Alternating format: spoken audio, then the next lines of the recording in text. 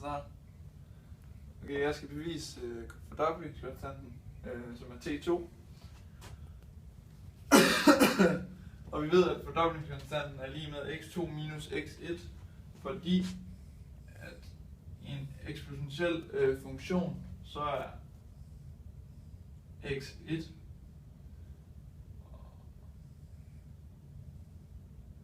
x2, så ved vi, at det her stykke, det er fordoblingskonstanten, og det ved vi, at det her stykke er lige med x2, og det her stykke er lige med x1, og x2 minus x1 er lige med, ja, fordoblingskonstanten. Og hvis vi så bruger som beviset, vi brugte før beviset for a i en eksponentiel funktion, så ved vi, at a er lige med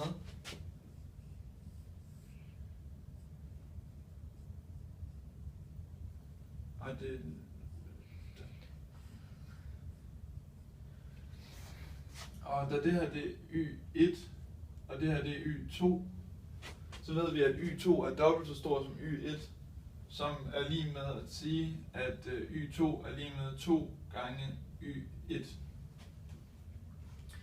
Og hvis vi så kigger over på den her, så ser vi, at den er i x2 minus x1, det er rod. Og det er jo det samme som fordoblingskonstanten, så det kan vi lige så godt skrive ind.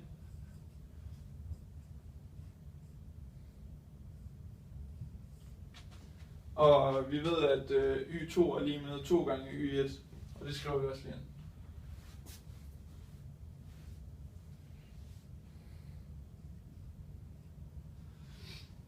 Og så for at reducere yderligere, så ved vi, at a lige med doblingskonstanten.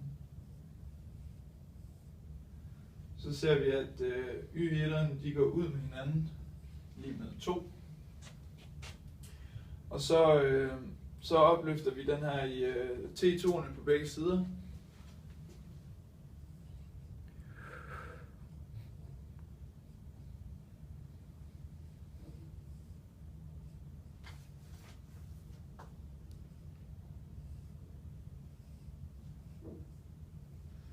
Og da det her det er T2-rod, og der er opløftet T2, så går det ud med hinanden. Det vil sige, at A lige med T2, eller A opløftet T2 er lige med 2. Og så har vi sådan en smart regneregel, der siger, at logaritmen til, eller log til n opløftet x er lige med x gange med log til n. Og hvis vi så sætter a i T2'en er lige med 2 ind i logaritmen, eller log på begge sider, så ser vi, at log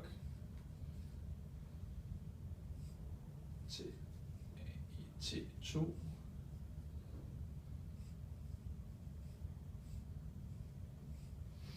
og hvis vi så bruger den her regneregel, som vi lige har, som vi ved, at man kan bruge, så kan vi sige T2 gange med log til a lige med log til 2. Og så ved at dividere med log til a på begge sider, så siger vi lige T2 lige med log 2.